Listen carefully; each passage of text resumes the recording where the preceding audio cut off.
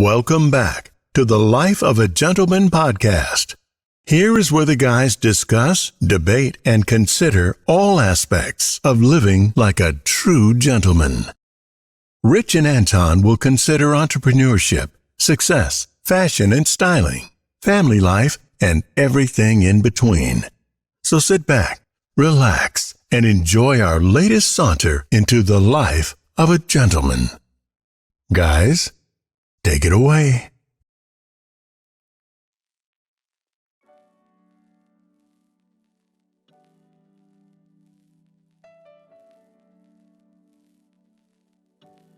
Hey guys, welcome back to Life of a Gentleman, and today we have an interview segment which we haven't had in a while, and we're excited to have on our special guest.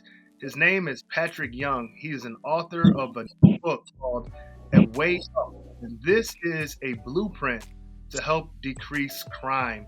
So this is definitely something that all gentlemen should pay attention to.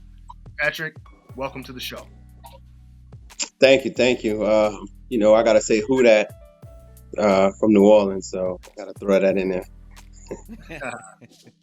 Love it. Yeah. I got a lot of love for New Orleans myself. Definitely a lot of love. So it's good to have you on, Patrick. I guess before we get into your book, let us know a little bit about you and your story and what prompted you to make this book, and just a little bit about your journey before we get into the specifics of the book. Sure. Thank you. The journey is one that we've heard before. Grew up single mother in New Orleans, 4 brothers. Was doing good. Finished high school, but then tragically, one of my brothers got murdered. Following the murder of one of my brothers, decided to just take a shift in the wrong direction, and I wound up getting incarcerated for 13 years and 9 months. Was released in 2012. But today, I am the first director of gun violence prevention for the mayor's office in the city of New Orleans. Prior to that work, I was working in New Orleans Business Alliance for 6 years. In 3 years, I helped over 890 people get employment. 673 were formerly incarcerated. I launched my own nonprofit called Sharp, which does professional attire for men. So we're like the male equivalent to Dress for Success. So from the South, all the way from Texas, all the way to Virginia, we're the only organization that provides that service. And so recently, just in the work and being involved in it, I was blessed with some words around what's really causing the stagnation. Like, why aren't we seeing a lot of progress with a lot of technology updates and improvements? Why are we still staying the same? And so that led me to write my first book, A Way Up, Economic Development Post-Incarceration. Because I feel like a lot of people feel like they're stuck, whether it's incarceration or stuck in life, and you just want to get out. I just need to find a way to get out. But we need to find a way up, not just a way out. I like that. Incredible story, and much respect to you for everything that you're doing. Let me ask you this. At what point did you know that, not that you just wanted to get out, but at what point did you know that you wanted to really make a difference? Because it seemed like you came out and you weren't just all about helping yourself. You wanted to make an impact in the entire community. True. I mean, it's one of those old proverb sayings, like you get more by giving. And so I really just wanted to give back to the community that I felt like I took from. And in doing so, just stuff just started happening and blessings started coming my way. I think I went to prison selfishly, right? Thinking about me and thinking about what my needs were, not considering, here I have a 2-year-old daughter. Why would I be violating and doing this stuff? Not considering how it would affect my family, my mother, And so now, I'm selfless in the work. And so everything else that comes is just, blessings, just being able to have a legacy of being able to give back instead of taking, I like that idea, that, there's a lot of old proverbs you can say, it takes a village and, all kinds of things of that nature. And how you said you kind of looked at things a little selfishly beginning. And I think that's just it's almost a knee-jerk reaction to human beings that, when you see something that happens to somebody you love, it's a difficult thing for many of us to process. And I thought what was interesting in one of the excerpts I read from the book was that you think part of the problem is a twofold situation that you're having. One of the problems is the incarceration problem, or the judicial system, and the other problem that you notice is the poverty side of it. Right. Can you get into a little bit, without giving too much away from the book, how do you feel that plays a major part in the carousel of inmates that come in and out of the correctional system? Sure. Well, one, I mean, we have to be honest about the truths about what we do. One, the majority of people in prison are from poverty-stricken areas, right? And so we're locking up the poor and we're incarcerating people that are poor. You can't make bail, you can't make parole. And so the majority of the people that are in prison is because of poverty. That's a fact. And then secondly, we have to look at incarceration. Like, America is in love with incarceration. We believe that just, locking people and constraining people, there's a benefit to it. And in some cases there is, because there are they're for-profit prisons. So if you have a prison that's made off of profits, then you need a customer. So, and also we still have an active 13th Amendment, which enables slavery, in a certain regard. There's prison enterprise, there's a lot of financial wealth in the prison industry. And so acknowledging those truths, but calling it for what it is. And so when you go to prison because of poverty, you get out, you're actually below poverty. So you get a job that brings you back to poverty, and you're in this perpetual cycle of being in poverty. And so that's why I said it's not about getting out of prison, because as long as you're in poverty, you're still in a confined condition, right? You have to find your way up out of poverty to get out of prison. And so if you find anyone who's successful after incarceration, it's because they found a way to economically advance themselves out of poverty. If you stay in that same poverty condition, then you're going to see the same cycle, same drug abuse, same friends, same people, same life cycles. And so you're going to have the same outcomes. It's not a system, it's a system that's working, and it's been working for years. And so that was one of the main things I wanted to highlight, is that let's if you pull the cover back and you just see it for what it is, we all can, there's some agreements that we have to come with before you take the information that I have is true. And let's just agree, Right. Poverty affects America. We lock up mostly people that are in poverty situations, right? And then they release into that same environment. So that's why we pretty much have this continual cycle. Yeah, and it's tough to get out of it and break it. And it's nice that you've kind of created what appears to be a guide for people to follow and kind of have a path.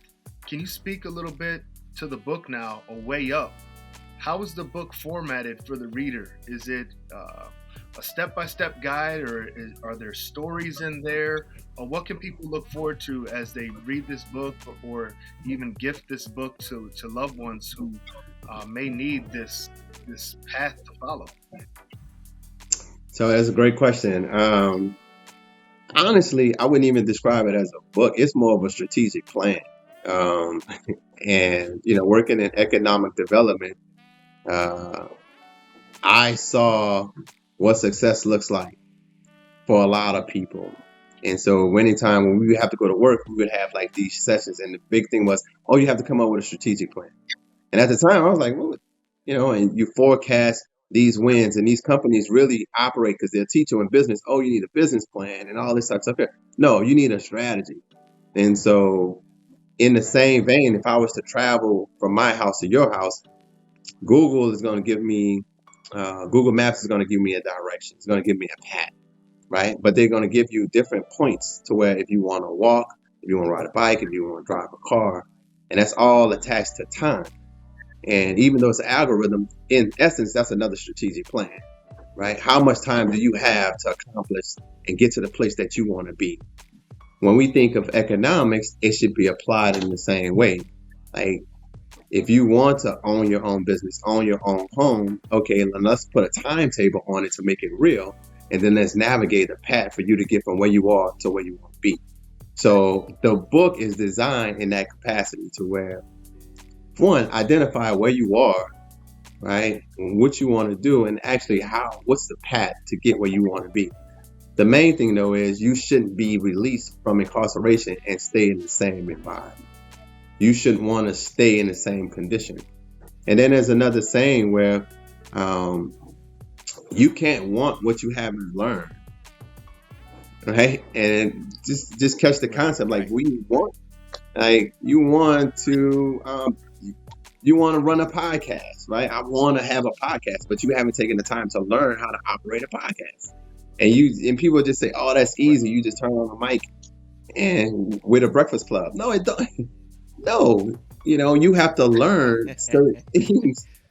Like you really, in essence, again, when we talk about success, wealth building, owning homes, owning business, it's different for people that are incarcerated because there are barriers by having a conviction.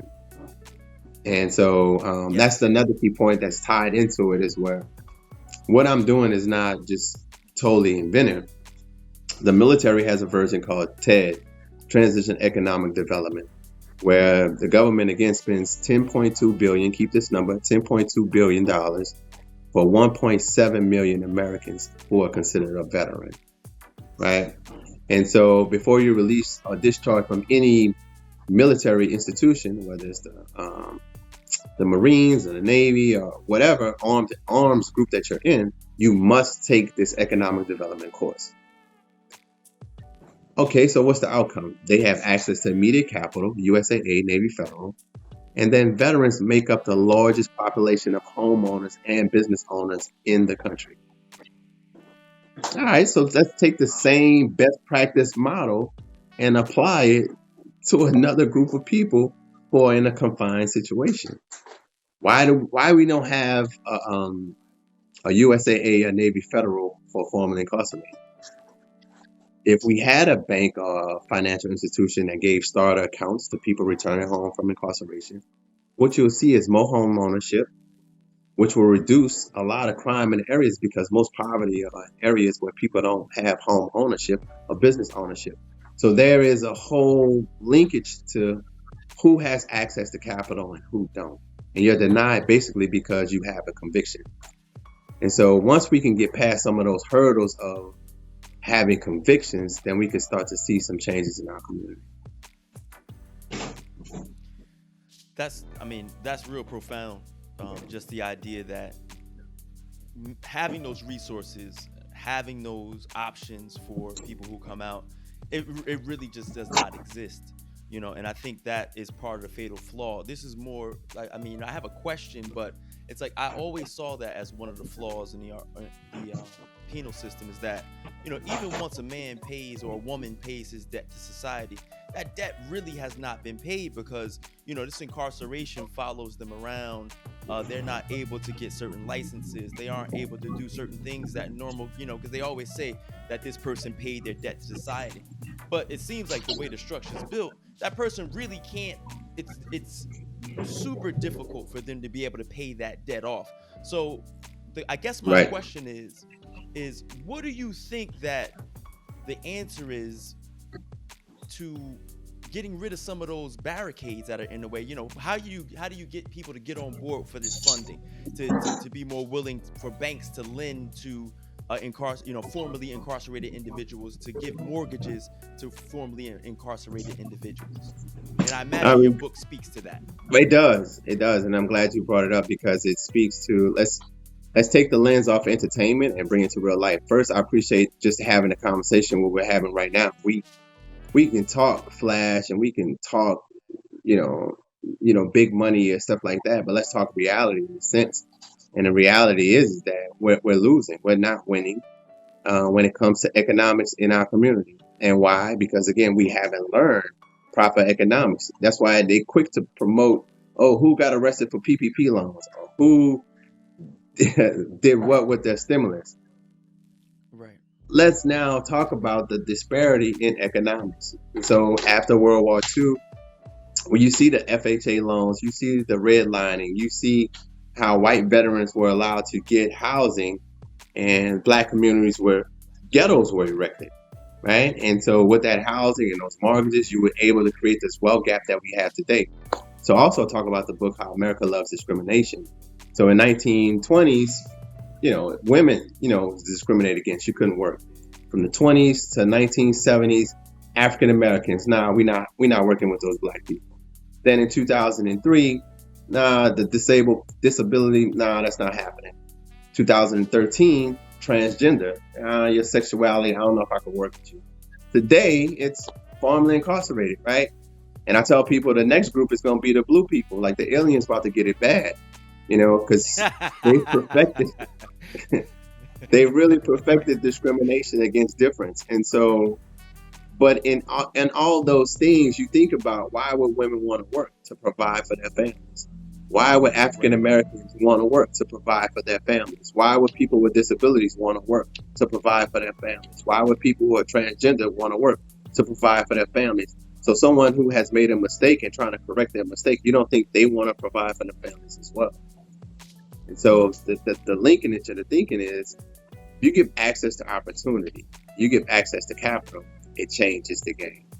Now, I said in TV, we can highlight it. So we look at a show like Power, and the whole show was based off a guy who's trying to get out of the life and just get a legitimate business. But he needed clean access to capital. So he had to go all the way around the world just for a nightclub. But if you think about it, you look at it in the street term, getting access to capital is the same, but the negative version is, and look, I'm going to go get me a connect. They're going to front me something. I'm going to take that work, come back to the community, flip it, and pay you back. That's a credit exchange. In the same vein, if I need a house, go to the bank, give me that work, give me a loan, let me go back to the community, start my business, flip that, come back, I pay you back. It's credit. And in the same vein, though, it's like one is a legal process and one is the illegal process. Now, if you don't give me the opportunity to do it legally, they got some people, they call them hustlers, that's going to go get it illegally. And so we have to find a way where we can do this process in a legal manner, so where we can have home ownership, business ownership, and not have to put stuff in my cousin name and my girl name and deal with all those situations that mad they come and like you Kanye West, and it's just a whole bunch of stuff, right? Yeah. And so, but it's nothing. We're not making, like I said, I'm not making up nothing new. I'm just saying, let's offer a lane that's already working for the military. Let's offer it in essence to people that are formerly incarcerated. And honestly, that sounds like a really great solution. And I don't see how you could get a lot of pushback from that. Hopefully you get, enough people thinking this way, because you're right. I see the USAA commercials all the time, and that really hit home. You know what? They're getting help. They're getting a leg up. They're collectively pooling their money. They're getting opportunities. Formerly incarcerated simply are not. Yeah, they're not getting that. So you're already having a tough time coming out, and then you have an uphill battle, which is super unfortunate. I'd like to get, this would be my last question. I could have you on here forever and just talk about this. It's super interesting. But if you could just give, one piece of advice out of the book, what would it be? Just one thing that really sticks out to you. I think, I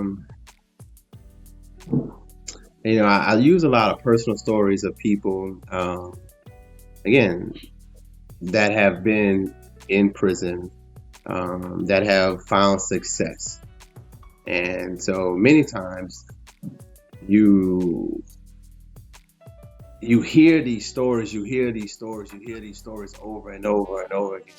And that's similar to why the book is called A Way Out.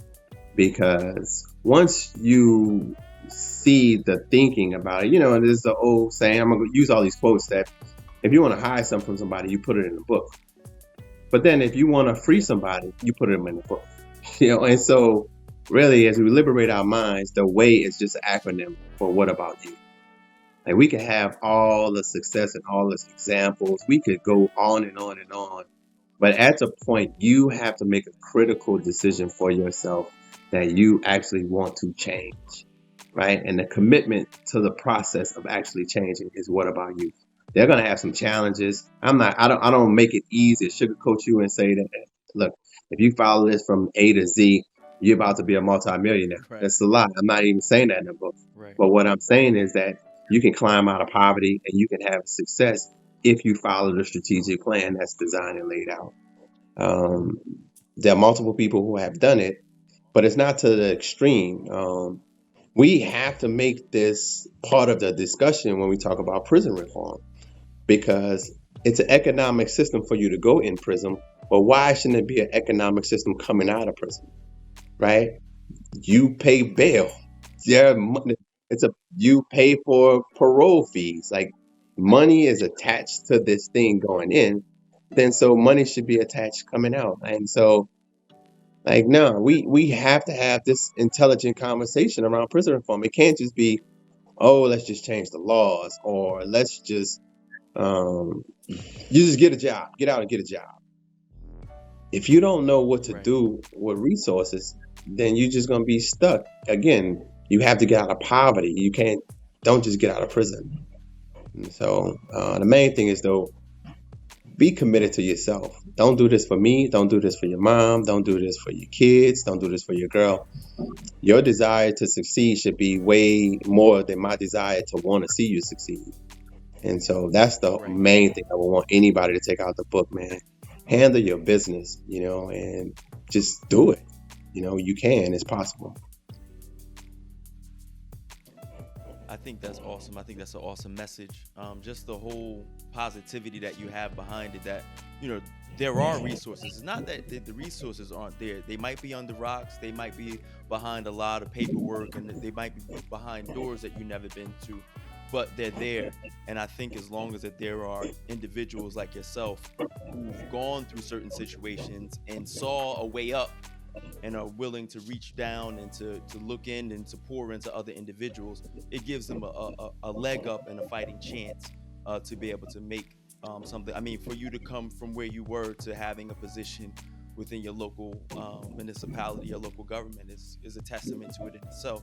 So I think your story in itself is inspiring. I think your actions will be inspiring to others, and hopefully the book will be able to inspire many individuals to understand that they aren't made up of that one act at that one time, that there are options, and you don't have to become part of this carousel that is so detrimental to so many lives within our community and within other communities. It's a terrible thing. I think we all have either experienced someone who's been incarcerated or have loved ones who've been incarcerated, had stints with the law. So it's definitely a conversation that needs to be had. And I think that with you, your positivity, your book are definitely heading in that right direction. So I appreciate the conversation. And you spoke earlier about the soup program you have. I don't know if you know, but Rich and I, that's one of the things that we do, and we like to help those who are in need. So definitely we can be in contact with you to see whatever we could do to be of assistance to some of those. Yeah, definitely. I mean, and that essence was what prompted a lot of this. I mean, we would do work readiness, like, again, it was getting guys ready to go to employment opportunities, and it was just stealing all my suits. It was just killing my closet.